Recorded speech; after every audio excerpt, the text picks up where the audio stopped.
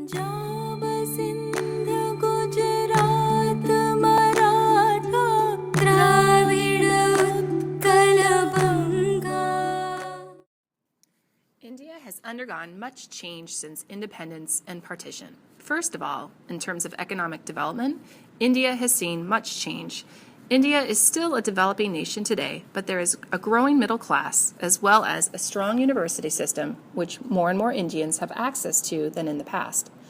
India also has made incredible leaps in the technology industry, and well-educated professionals run these industries and compete on the global level with the most developed nations in the world.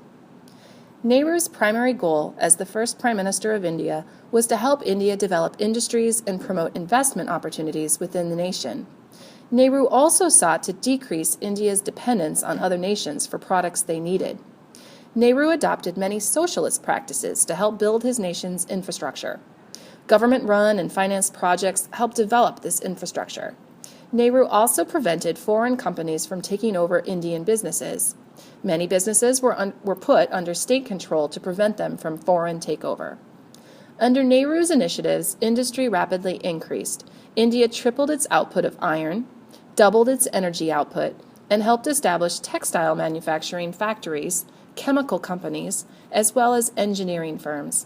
By the 1960s, India was ranked as the 7th most industrialized nation in the world. A recession in the 1970s hurt its growth due to a worldwide oil crisis. India does not have its own oil reserves, and its dependence on foreign oil is evident even today.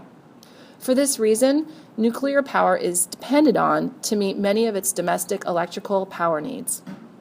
During the 1980s and 1990s, India began encouraging more foreign investment to reinvigorate its economy and encouraged free market reforms like privatization, which basically means allowing people to privately own or control formerly government-owned businesses or industry.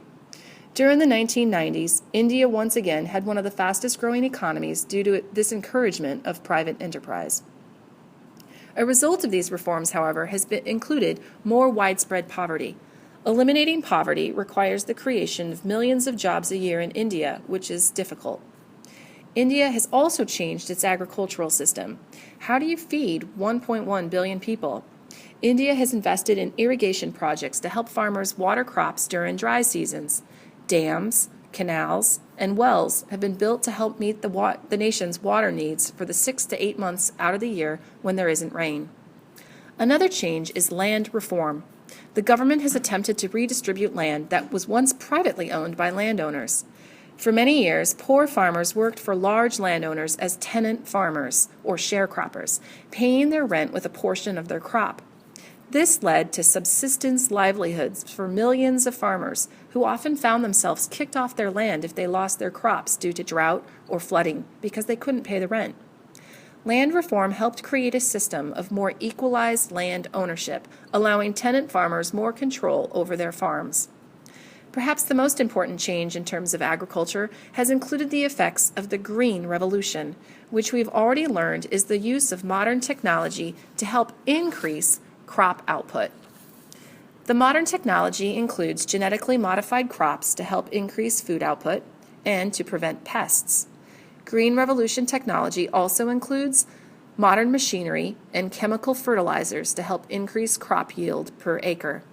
However, although more food has been created by the Green Revolution technology, it also has profound effects on the environment, with chemical and pesticide runoff into water systems. These technologies can also be very expensive for poor farmers. Life in India has changed for many people since partition. But although more and more people are moving to cities looking for jobs, many people still live in traditional villages with a more traditional economy. Many villages have cottage industries or artisan-based production of goods. Many villages still lack electricity, much less have access to the internet. This is changing, especially as more and more people have access to smartphone technology. Healthcare has improved. In fact, it is improved healthcare in India that is the real reason behind India's increasing population growth, not people simply increasing their birth rate. As medical technology becomes available to more people in India, people are living much longer and the infant mortality rate has declined. The caste system was outlawed in India in the 1950s, but it still has a profound effect on people's lives, especially in rural areas. Segregation based on caste is still very much a part of society, especially as it relates to which children have access to schools and the type of education they receive at those schools, as well as the resources that they receive or are at their disposal at these places. There is more social mobility for Indians from different castes today, but bias still exists. Today, 80% of Indian children go to school, which is mandatory until age 14. Arranged marriages are still practiced in India, but family structures have changed in many urban areas.